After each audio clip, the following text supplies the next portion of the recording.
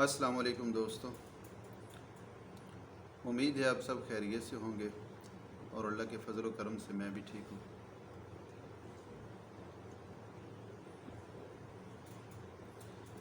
तो social media के हवाले से आज बात करेंगे। एक सेकंड ज़रा,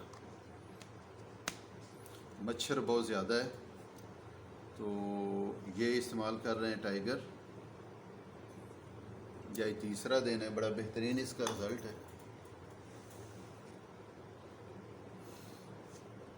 अब इंसान की औकात तो दोस्तों इतनी है कि देखिए कि मच्छर नहीं काबू आ रहा, कितनी इजादें होगी, कितनी चीज़ें, कितने स्प्रे, क्या कुछ हम नहीं करते, इसके बावजूद एक मच्छर। ये वही मच्छर है जो ये किताबों के हवाले से है कि नमरूद के कान में घुस गया था और उसने पागल कर दिया था। उसको उस वक्त तक आराम नहीं मिलता था कि जब तक उसके सर पे जूते नहीं पड़ते थे। तो ये वही मच्छर। और मेरे ख्याल पाकिस्तान में ये उसी अमरूदी जो मच्छर है उसी की नस्ल ही है जो इतना ये ज़लीलो ख़ार और तंग कर रही है। मौसम के बदलने के साथ बहरहाल जैसे जैसे इंसान ढीठ होता जा रहा है तो ये जो मच्छर है ना, तो ये भी ढीठ होता जा रहा है, इस पर कम ही असर करता है कुछ। बहरहाल ये तो एक अलग बात है।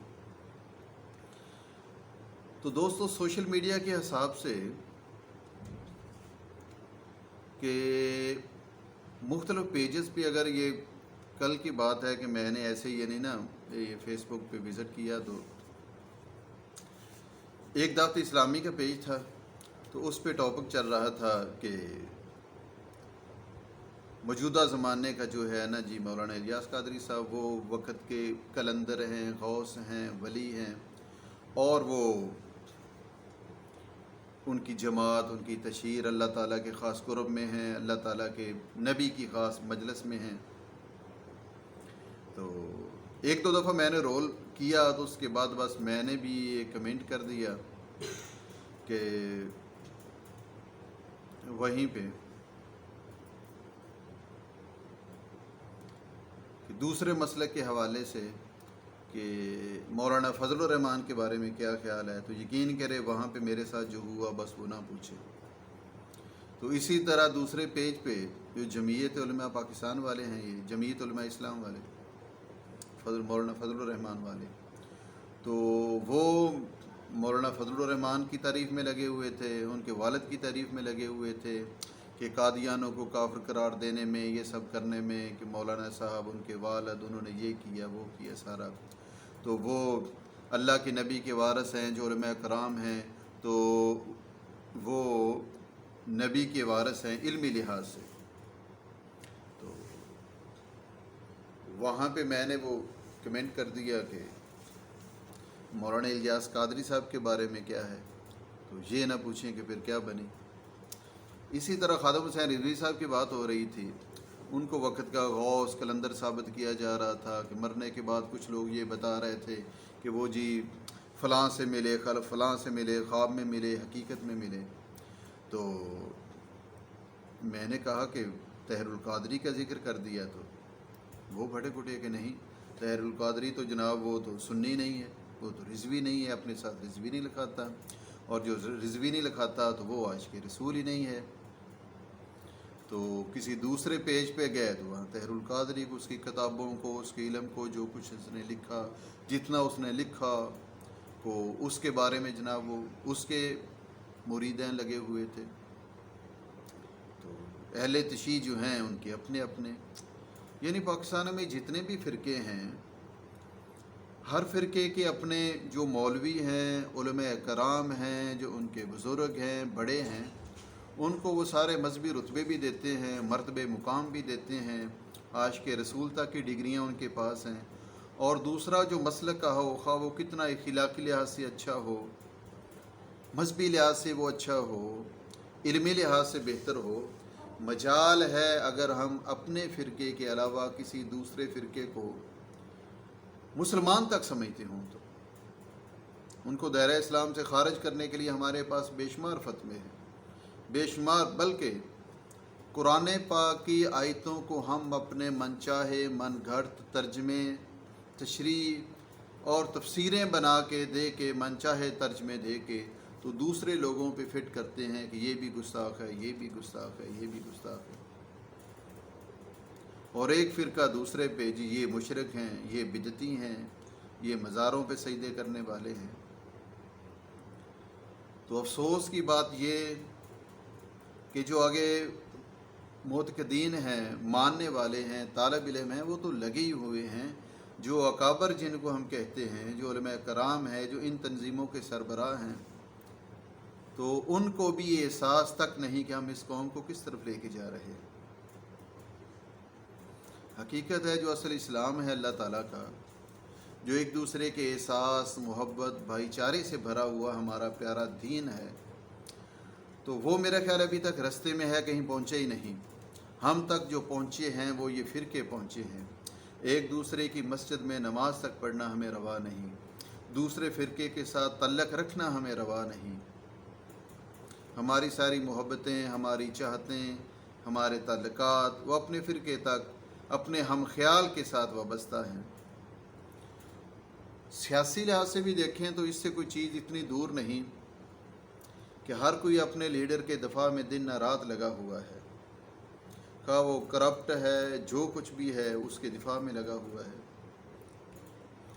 और जो मुखालफ है, खा वो कितना अच्छा हो, उसने कितना अच्छा पाकिस्तान के लिए काम किया हो, कितना अच्छा उसने वर्क किया हो, लेकिन उस पर हमारे लिए बेशुमार चीज़ें हैं उस पर थोपने के लिए कि वो ये कर गया, वो कर गया। और इसी तरह जो सियासी वाबस्तगियाँ हैं, एक जमात का सियासी कारकुन दूसरी जमात के सियासी कारकुन को अपना एक दुश्मन समझता है, मुखालिफ समझता है, उसके साथ इखलाक से बात करना गवारा नहीं करता। अवाम की बात तो अवाम तक रही। अगर हम टीवी टॉक देख लें, टॉक शो देख लें, कोई भी चैनल लगा के देख लें, तो आपको 2 मिनट में पता लग जाएगा कि ये लोग करते क्या हैं। कैमरों के सामने भी है तो पता भी है कि यहाँ पे हमें लाइव पूरी दुनिया में देखा जा रहा है। हम अपने मुल्क की, अपनी जमात की नुमाइंदगी कर रहे हैं, इसके बावजूद कोई ऐसा टॉक शो नहीं जो गाली गलोच और नफ़रत, गुस्से, झूठे इल्ज़ाम, बहतान पे ख़त्म ना हुआ हो, बल्कि अमली तौर पे औरतें मर्दों पे हमला करती नज़र आती हैं, मर्द औरतों पे हाथ उठाते नज़र आते हैं। इतने इतने वाहियात जुमले बोले जाते हैं कि जो इंसान फैमिली में बैठ के सुन नहीं सकता। ये हमारा ओवरऑल कल्चर है, पूरा मुल्क हम इसमें घिरे हुए हैं। शौरी तौर पे इतने हम पस्ती में जा गिरे हैं कि हमें सबसे बड़ी मुसीबत ये है कि हमें ये एहसास तक नहीं कि हम जा किधर रहे हैं, कि शौरी तौर पे हम कहाँ पे पहुँच चुके हैं। क्योंकि जब एहसास तो हो जाए, ख्याल तो आ जाए, फिर तो इंसान वापसी का सोचता है, को पलटने का सोचता है। तो दोस्तों, जो हमारा दीन है वो सरासर मोहब्बत का दीन है, एक दूसरे के एहसास का दीन है, इखलाक का दीन है। तो हम दूसरों को अपना हम ख्याल बनाने पे लगे हुए हैं, सियासी तौर पे भी, मजहबी तौर पे भी। जो हमारा हम ख्याल नहीं, जो हमारा हम अकीदा नहीं, जिसके नज़रियात हमारे साथ नहीं मिलते, हम उसको दीन से दायरे से भी खारिज करते हैं।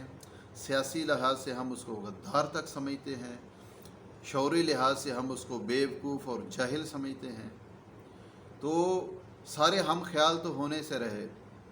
जैसे दोस्तों शक्लें मुख्तलिफ हैं, ऐसे यकलें मुख्तलिफ हैं।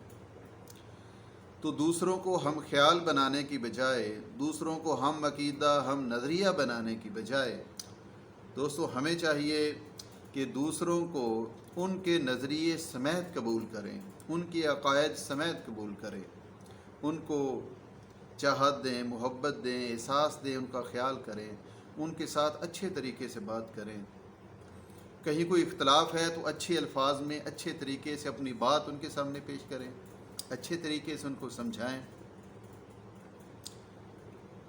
क्योंकि जो लफ्ज़ हैं, अच्छे लफ्ज़ भी हों लेकिन उनके सामने लहजे में जहर हो तो अच्छे लफ्ज़ भी जहर बन जाते हैं।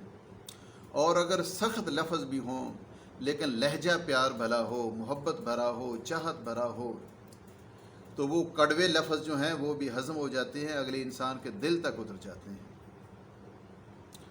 तो ये मुख्तलिफ़ गुज़ारिशात हैं, ये हमारे मुआशरे के मुख्तलिफ़ रोने हैं جو ہم ایک دوسرے کے سامنے روتے ہیں، تو ہمیں انفرادی طور پہ اپنی سطح پہ اپنی حیثیت کے مطابق، اپنے تعلق کے مطابق، اپنے دائرۂ اختیار کے مطابق ہمیں چاہیے کہ اپنے آپ کو، اپنے متعلقین کو کوشش کریں شعوری طور پہ سمجھانے کی، ان کو وقت کے جو جدید تقاضے ہیں ان سے آگاہ کرنے کی کہ یہ وہ وقت نہیں کہ اگر وقت کے جدید تقاضوں سے ہم تھوڑا سا پیچھے رہ گئے تو اجتماعی طور پہ ہمارے ملک کو کچل دیا جائے گا، ہمارے معاشرے کو کچل دیا جائے گا، ہماری جو روایات ہیں یہ ختم ہو جائیں گی۔ اس لیے ہمیں آپس میں لڑائی جھگڑے سے گریز کرنا چاہیے اور ہمیں حقیقت تک پہنچنا چاہیے۔ جو ہمارے اکابر ہیں اور امان ہیں ان سے بھی التماس ہے کہ اپنی دین فہمی کو دیکھیں، غور کریں کہ جو دین اسلام چاہت بھرا، محبت بھرا، احساس بھرا ہے، تو اس پہ غور و فکر کریں کہ کہاں پہ غلطی ہوئی ہے، کس فہم پہ غلطی ہوئی ہے جو ایک دوسرے کو ہم دائرہ اسلام سے خارج کرتے ہیں، ایک دوسرے کو برداشت نہیں کرتے، ایک دوسرے کو گستاخ تک کہتے پھرتے ہیں۔ یعنی اللہ کے نام پہ، اللہ کے لیے اور اللہ کی خاطر ہم مسلمان آپس میں ایک دوسرے کو مار رہے ہیں، اور اب ہر کوئی اپنے آپ کو مجاہد سمجھے ہوئے۔ تو اللہ تعالیٰ سے دعا ہے کہ اللہ تعالیٰ ہمیں شعور عطا فرمائے، دین کی اصل صحیح فہم عطا فرمائے، ایک دوسرے کا احساس عطا فرمائے۔ انشاءاللہ زندگی رہی تو انشاءاللہ پھر کل دوبارہ ملاقات ہوگی۔